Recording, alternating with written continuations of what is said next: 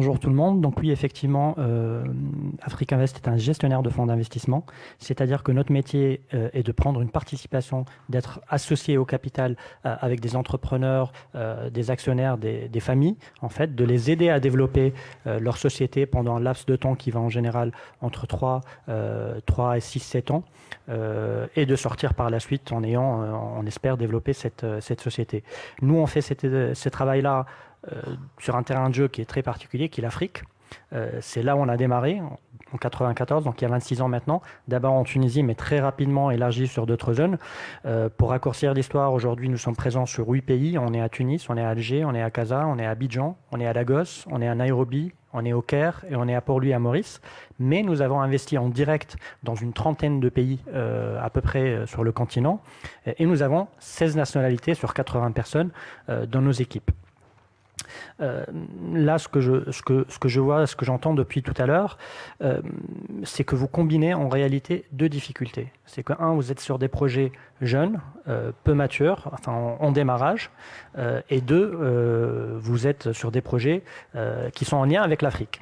Et donc ça, c'est deux risques en fait, c'est deux perceptions de risques qui rendent difficile l'accès au financement. L'Afrique est souvent mal perçue. On a les deux côtés en fait de la perception de risque. On voit souvent qu'il y a des gens qui amplifient le risque et donc qui ont peur de financer, qui ont peur d'aller vers l'Afrique. Et d'un autre côté, on voit aussi malheureusement des gens qui minimisent le risque et qui n'ont pas la bonne perception. Et ils pensent que parce qu'ils ont des produits français qui marchent bien en France, qu'ils vont cartonner en Afrique. Ce n'est pas le cas. Donc vous avez parlé tout à l'heure du fonds de garantie. Donc là, on a deux composantes de risque qui sont très importantes. Donc toute initiative qui tendrait à diminuer la perception du risque pour faciliter l'accès au financement est la bienvenue. Donc le fonds de garantie peut être une idée, mais malheureusement ça ne pourra pas seul solutionner le problème, parce qu'il faut donc de la dette facilité par le fonds de garantie, il faut aussi du capital, il faut aussi de l'accompagnement. Donc moi je vais prêcher pour ma paroisse, je vais parler des fonds d'investissement et on observe qu'il y a réellement très peu de fonds, pour ne pas dire un seul, ma maison malheureusement, qui finance des projets qui sont entre la France et l'Afrique. Donc moi mon métier depuis l'ouverture du bureau depuis 4 ans, c'est de financer des PME ETI françaises établis en France, dont l'activité principale est en France, mais qui ont un lien avec l'Afrique. Le lien pouvant être une partie du chiffre d'affaires, pouvant être une implantation locale pour bénéficier d'un coût de production plus compétitif, de bénéficier d'une ressource sur place. Donc les raisons sont multiples. Et nous sommes les seuls sur ce créneau-là.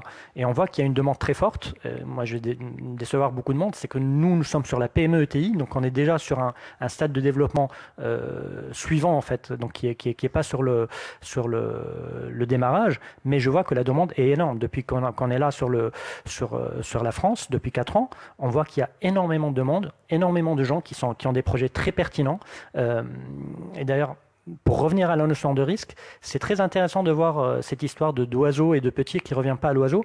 Moi, je considère que la diaspora, comme elle a la bonne vision du risque, donc ni amplifiée ni minimisée, ils ont en fait une vision pragmatique de la chose et ils vont aller vraiment vers les marchés qui sont les plus intéressants. Ils vont pas revenir là où ils sont nés ou là où ils ont leurs origines. Donc c'est encore une fois, on revient encore une fois à la bonne perception du risque. Et donc dans ce contexte-là, je pense... Oui. Est-ce que je peux t'interrompre? Oui, vas-y. Comment tu expliques justement ce que tu viens de nous dire, qu'il y a énormément de demandes finalement non satisfaites, puisque tu vois, depuis que tu es installé en France, énormément de gens qui vous sollicitent alors que c'est pas forcément votre cible.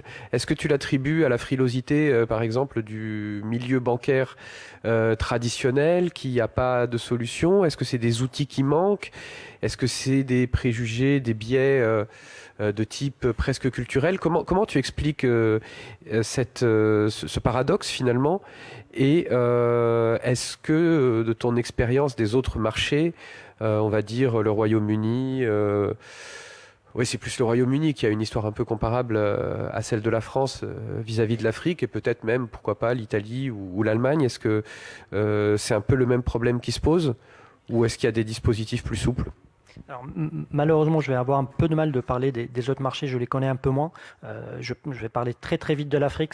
Enfin, en une phrase, ça se résume, c'est que le capital, les liquidités sont extrêmement rares en Afrique. Donc, ça voilà. Donc, on a malgré tout la chance en France d'avoir un peu plus simplement accès au capital, entre autres grâce à BPI qui finance beaucoup l'innovation. Voilà. Donc, très, très difficile d'avoir accès à du capital sur le continent, donc il vaut mieux en chercher ici localement. Et je vais revenir encore une fois à cette notion de risque. La frilosité vient du risque parce que combiner création de société, donc risque. D'ailleurs, le segment s'appelle Capital Risque pour cette tranche de société. Et deux, l'Afrique qui fait malgré tout, encore une fois peur.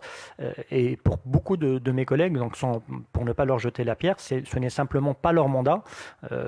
Si je parle des fonds d'investissement, chaque fonds a un mandat spécifique parce qu'on gère l'argent des autres. On a un beau métier. Hein, on se réveille le matin pour gérer l'argent des autres.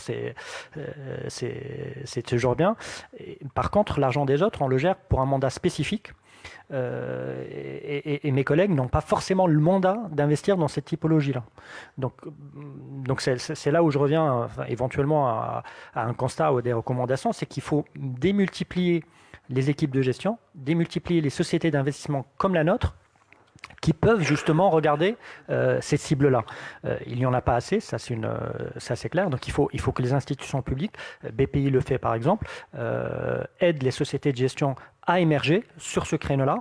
Et je dirais sur les deux côtés de la Méditerranée, ça, en France c'est une certitude, mais également sur le continent, parce qu'il faut qu'il y ait des équipes de gestion qui émergent sur le continent pour investir localement. D'ailleurs, France Invest avec son club Afrique, en fait France Invest est l'association française des investisseurs en capital, avec son club dédié à l'Afrique, a mis en place un centre d'académie, une sorte d'académie pour justement faire monter en puissance les équipes africaines qui gèrent les sociétés de gestion. Et donc notre métier, c'est trois pattes, si je puis dire, c'est les sociétés d'investissement, l'argent et les projets. Les projets, on voit, ça foisonne. Les sociétés d'investissement, il faut les aider à se développer, je l'ai dit. Et donc reste maintenant à trouver l'argent. Et effectivement, l'argent, on a du mal à attirer de l'argent vers l'Afrique.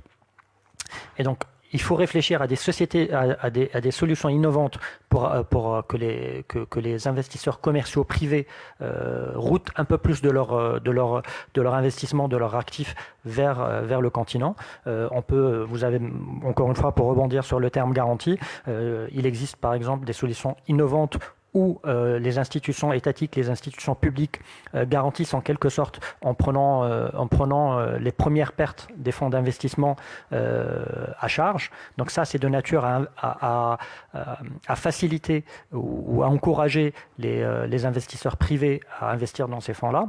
Et secondo, via les fonds de fonds. Les fonds de fonds, en fait, c'est des fonds qui sont encore au-dessus, donc qui investissent dans plusieurs fonds.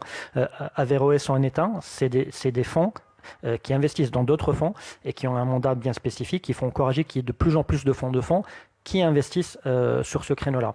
Juste pour terminer sur le financement, je pense qu'il ne faut pas oublier, il ne faut pas minimiser, il faut encourager davantage le travail que font les institutions de développement, qu'elles soient nationales, Proparco par exemple ici en France ou un peu partout sur le continent, les Belges, les Néerlandais, et multilatérales comme la BEI.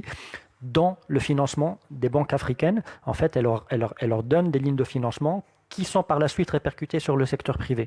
Donc ça, c'est un travail très important qui est fait par ces institutions de développement et je pense qu'il faut l'encourager et l'amplifier davantage.